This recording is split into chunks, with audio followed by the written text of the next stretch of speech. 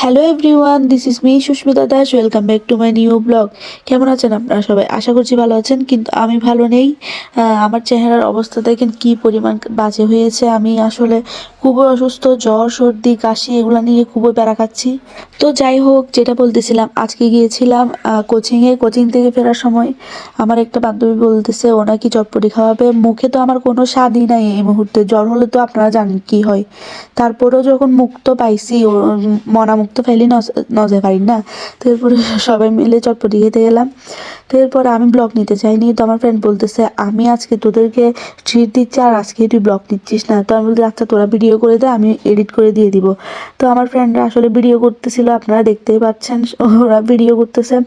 আমার প্রচুর খারাপ লাগতেছিল। আমি তো মানে মাথা ঘুরাচ্ছে, ভালোভাবে হাসতেও পারতেছি না, আমার মুখ দিয়ে মানে হাসিটাও বের হচ্ছে না। তো এরপরে আমি চটপটি খাচ্ছি, কোনো রকম টেস্ট পাচ্ছি না। তো আমার ফ্রেন্ড বলতেছে একটু ঝাল খা। তো আমি বললাম আচ্ছা দে।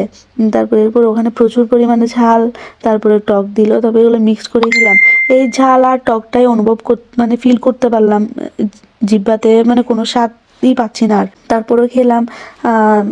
এমনি এগুলো সবসময় কিন্তু অনেক মজাই হয়। তো আজকেও মজা হয়েছিল, সবাই বলতেছে অনেক মজা হয়েছে, কিন্তু আমি আসলে কোনো টেস্ট পাচ্ছিলাম না। তো আচ্ছা, ভালো কথা, আপনাদের একটা প্রশ্ন করার ছিল। কালকে যে আমি সারাদিন অনলাইনে ভালোভাবে ছিলাম না, আপনারা কে কে খেয়াল করেছেন দেখি বলেন তো। এই দেখেন, এটা হলো আমার ফ্রেন্ড রাধিকা। ও আমাদের সবাইকে আজকে এই চটপটি ট্রিটটা দিল। এরপরে আমার আরেকটা ফ্রেন্ড অমি, ও বলতেছে হ্যাঁ, ও যখন চটপটি ট্রিট দিয়েছে আজকে, আমি তাহলে তোদেরকে ফুচকা খাওয়াবো। তো এরপরে সবাই তো আরও খুশি, আবার মুক্ত মুক্ত ফুচকা।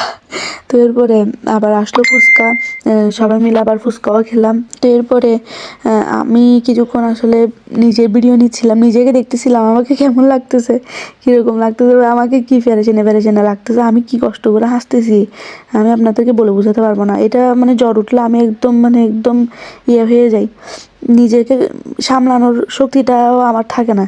তারপরে ফ্রেন্ডদের সাথে ছিলাম বিদায় একটু হাসি খুশি ছিলাম। ওদের সাথে থাকলে আসলে মানে কষ্ট জিনিসটা খুব কম অনুভব হয়। মানে সবাই মজার মজার কথা বলে, ওগুলাতে করতে কষ্টটা আর ফিল হয় না। তো এরপরে আমরা খাচ্ছিলাম, খেতে খেতে অনেক গল্প করতেছিলাম। তারপরে আমাদের ফ্রেন্ড আরও দুইজন, ওরা তো আমাদের এই সেম কোচিংয়ে পড়ে না। কলেজে গেলে যে ভিডিওগুলো দিয়ে ওখানে আপনারা দেখবেন, এখানে আরও 2-3 জন ফ্রেন্ড আছে। ওরা আজকে ছিল না, কারণ ওরা আমাদের সাথে কোচিংয়েটাতে এখনও ভর্তি হয়নি, পড়ে না সেই জন্য। তো ওদেরকেও অনেক মিস করতেছিলাম আমরা। তো আমাকে আমার বান্ধবী ফুচকা খাইয়ে দিচ্ছে। এই যে ও হলো অমি, ও